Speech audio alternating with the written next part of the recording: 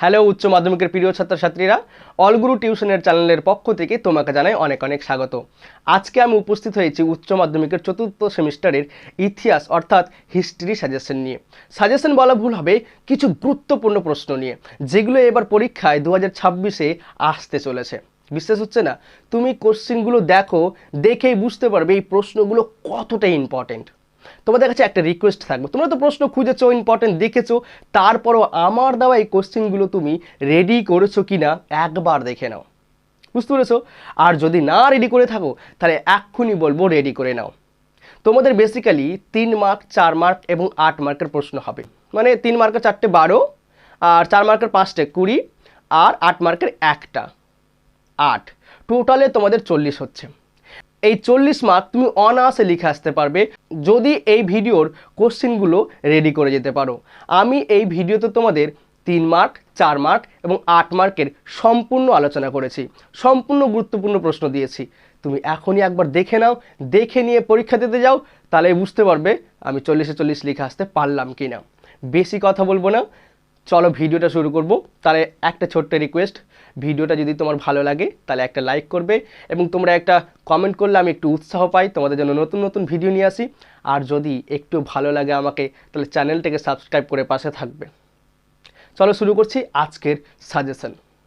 দেখো উচ্চ মাধ্যমিকের চতুর্থ সেমিস্টারের ছাত্রছাত্রীরা, তোমাদের ইতিহাসের 2026-এর সাজেশনটা আমি তোমাদের চ্যাপ্টার ওয়াইজ এবং ইউনিট ওয়াইজ কত নম্বর আসবে সেই অনুযায়ী কিন্তু লিখে দিয়েছি। দেখো প্রথম হচ্ছে 3rd ইউনিট, ওখানে যে চ্যাপ্টারটা রয়েছে সেটা হচ্ছে বিদ্রোহ ও ব্রিটিশ রাজ। এখান থেকে তোমাদের 3 মার্কের একটা কোশ্চেন করতে হবে এবং 4 মার্কের একটা কোশ্চেন করতে হবে। বুঝতে পেরেছো? দেওয়া থাকবে কিন্তু দুটো দুটো করে। বুঝতে পেরেছো? বেসিক্যালি তোমরা যদি দেখতে যাও 3 মার্কের কোশ্চিন আর 4 মার্কের কোশ্চিনের মধ্যে খুব একটা বেশি অন্তর থাকে না। তাই বলে আমি তোমাদের এখানে যে কোশ্চিনগুলো দিয়েছি সেটা 3 মার্কের জন্য আসতে পারে এবং 4 মার্কের জন্য আসতে পারে। ভেবে নাও এগুলোই 3 মার্ক, এগুলোই আবার 4 মার্ক। বুঝতে পেরেছো? এগুলোই হয়তো 3 মার্কের জন্যও বলতে পারে, আবার 4 মার্কের জন্যও বলতে পারে। তাই আমি তোমাদেরকে ভাগ করে দিইনি, জাস্ট এই কয়েকটা কোশ্চিন দিয়েছি। প্রথম যে বিদ্রোহ ব্রিটিশ রাজ, সেখান থেকে 3 মার্ক 4 মার্কের কোশ্চিনগুলো এইগুলোই। ফার্স্ট কোশ্চিন দেখো পড়ছি আমি। মহাবিদ্রোহ বা 1857 সালের বিদ্রোহের প্রত্যক্ষ কারণটি কী ছিল? অথবা দিয়ে এই প্রশ্নটা আবার এইভাবে আসতে পারে, 1857 সালের মহাবিদ্রোহের পেছনে এনফিল্ড রাইফেলের কী ভূমিকা ছিল? এটা কিন্তু 90% দিয়ে রেখেছে। খুব একটা গুরুত্বপূর্ণ প্রশ্ন, রেডি করেছে তো দেখে নাও। 2 নম্বর হচ্ছে মহাবিদ্রোহের রাজনৈতিক, অর্থনৈতিক, সামাজিক, ধর্মীয় কারণটি আলোচনা করো। এক্ষেত্রে একটা জিনিস বলে দিই, রাজনৈতিকভাবে একটা আলাদাভাবে দিতে পারে, অর্থনৈতিকও আলাদাভাবে দিতে পারে, সামাজিকও আলাদাভাবে দিতে পারে, ধর্মীয় কারণও আলাদাভাবে দিতে পারে। 100% গ্যারেন্টি দিয়েছি, মানে একটা কারণ আসবেই। মহাবিদ্যালয়ের রাজনৈতিক হোক, অর্থনৈতিক হোক, সামাজিক হোক বা ধর্মীয় হোক, তোমরা এই 4টা কারণকে পড়ে যাবেই একদম। এটা 4 মার্ক বা 3 মার্কের জন্য দেবেই। বুঝতে পেরেছি? 100% গ্যারেন্টি দিয়ে রেখেছি। এইবার তারপর হচ্ছে 3 নম্বর কোশ্চিন, 1857 সালের মহাবিদ্রোহকে জাতীয় সংগ্রাম বা জাতীয় বিদ্রোহ বলা কতটা যুক্তিযুক্ত? এটা কিন্তু 90% দিয়ে রেখেছি। খুব একটা গুরুত্বপূর্ণ প্রশ্ন। 4 নম্বর দিয়ে রেখেছি মহাবিদ্রোহের ব্যর্থতার কারণ লিখো 4টি। বুঝতে পেরেছ? 5 নম্বর দিয়েছি মহাবিদ্রোহের সময়কালে হিন্দু মুসলিম ঐক্য এর উপর একটি টিকা লেখো। 90% কমন, কিন্তু খুব গুরুত্বপূর্ণ প্রশ্ন এগুলো। তুমি রেডি করেছো তো? দেখে নাও। 6 নম্বর দিয়েছি 1857 সালের মহাবিদ্রোহের মধ্যবিত্ত শিক্ষিত সমাজ অংশগ্রহণ করেননি কেন? প্রশ্নগুলো একই, কিন্তু একটু ঘুরিয়ে পেঁচিয়েও দিতে পারে, তোমাদেরকে একটু বুঝে নিতে হবে। এই কোশ্চেনটাও খুবই ইম্পর্টেন্ট। এই চ্যাপ্টার থেকে জাস্ট 6টা দিয়েছি, তুমি এখান থেকে একটা 3 মার্কের এবং 4 মার্কের কোশ্চেন অনায়াসে পেয়ে গেছো। গ্যারেন্টি দিয়ে দিলাম, অনায়াসে পেয়ে গেছো। এবার চলে আসছি চতুর্থ ইউনিট, জাতীয়তাবাদ ও বিচ্ছিন্নতাবাদ। এই চ্যাপ্টারটা তোমাদের খুব একটা ভাইটাল চ্যাপ্টার, এখান থেকে 19 নম্বর আছে, 19 নম্বর। সো এই চ্যাপ্টারটাকে তোমাদের খুব ভালো করে পড়তে হবে। 3 মার্কের একটা কোশ্চেন দেবে, 3 থাকবে, 4 মার্কের 2টো কোশ্চেন থাকবে, 8 নম্বর, এবং 8 মার্কের কোশ্চেনটা এই চ্যাপ্টার থেকেই হবে। আর আমি সবটাই কিন্তু দিয়ে রেখেছি, দেখে নাও কোশ্চেনগুলো। 1 নম্বরে দিয়ে রেখেছি থিওডর বেক কে ছিলেন, অথবা দিয়ে দ্বিজাতি তত্ত্বের প্রাথমিক ধারণা কে দিয়েছিলেন, এটা 3 মার্ক বা 4 মার্ক হিসেবেই দিতে পারে। 2 নম্বর দিয়েছি ভারতীয় মুসলিম লীগ কেন প্রতিষ্ঠা হয়েছিল তা আলোচনা করো, 85% কমন দিয়েছি।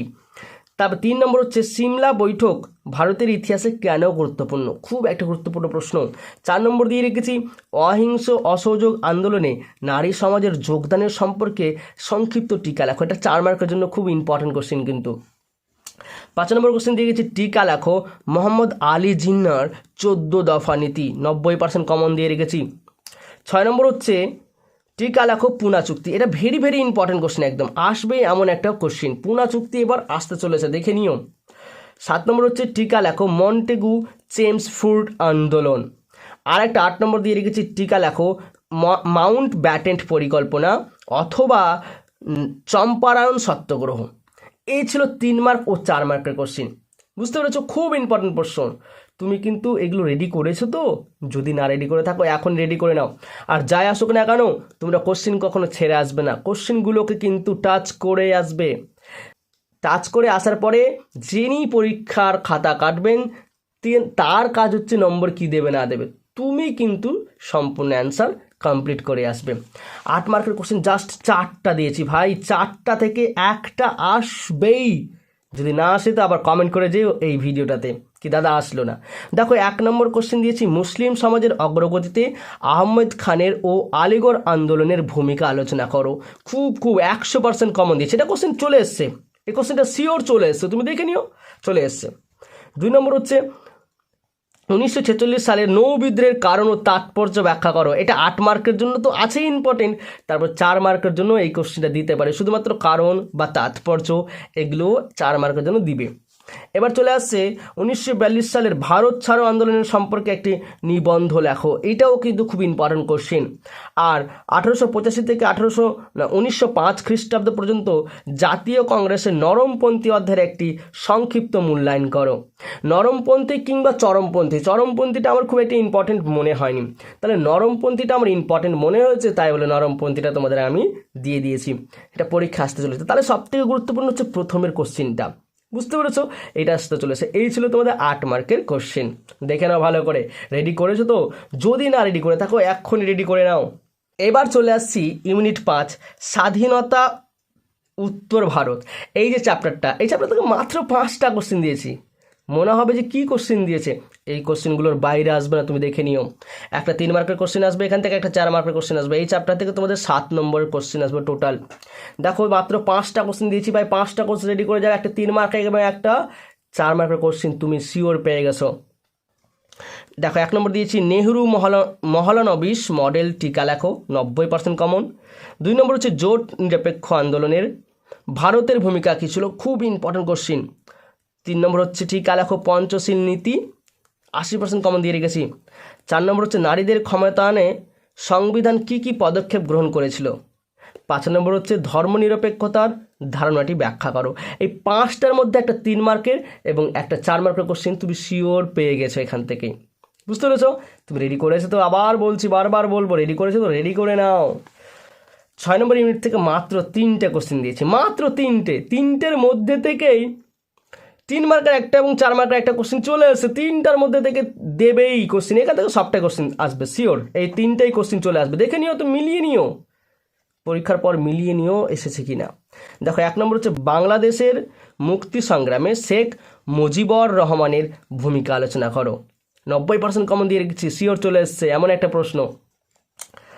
বাংলাদেশের মুক্তিযুদ্ধের সংক্ষিপ্ত পরিচয় দাও, এই যুদ্ধে ভারতের ভূমিকা কী ছিল। এই কোশ্চেনটা 2টো ভাগে পার্ট করে দিতে পারে, মুক্তিযুদ্ধের সংক্ষিপ্ত পরিচয় দাও, আবার আলাদাভাবে দিতে পারে এই যুদ্ধে ভারতের ভূমিকা কী ছিল। খুব গুরুত্বপূর্ণ প্রশ্ন এটা, 100% কমন দিয়ে রেখেছি, আসবেই। রেডি করে নাও ভাই, বারবার বলছি রেডি করে নাও। টিকা লেখো অপারেশন সার্চ লাইট, বাস এই কয়েকটা কোশ্চেন আর না, এই কয়েকটা কোশ্চেন তুমি রেডি করে যাও, ইতিহাস পরীক্ষাতে তুমি 40-এ 40 লিখে আসবে, এটা আমি 100% গ্যারেন্টি দিলাম। বিশ্বাস হচ্ছে না? তাহলে ভিডিওটা দেখে নিয়ে একবার রেডি করে যাও, আর তারপরে পরীক্ষা দিয়ে এসে একবার আমার চ্যানেলে ঢুকে দেখতেই হবে তোমাকে কি দাদাকে কমেন্ট করে আসে কি সত্যি সত্যি সবগুলো চলে এসছে। তারপরে একটা ছোট্ট রিকোয়েস্ট করবো, ভিডিওর দেওয়া কোশ্চেনগুলো তোমার কেমন লাগলো একটু কমেন্ট করে জানাও। ভালো লাগলে একটা লাইক এবং কমেন্ট করে পাশে থাকবে, এবং চ্যানেলটিকে সাবস্ক্রাইব করে একটু পাশে থাকবে। আর এই ভিডিওটা যদি তোমার একটু উপকৃত হয় তাহলে তুমি তোমার বন্ধুদেরকেও শেয়ার করে দাও, যাতে করে তোমার বন্ধুরাও একটু উপকৃত হতে পারে। ভালো হোক তোমাদের উচ্চ মাধ্যমিক ইতিহাস পরীক্ষা, এই কামনা করেই ভিডিওটা এখানেই শেষ করছি।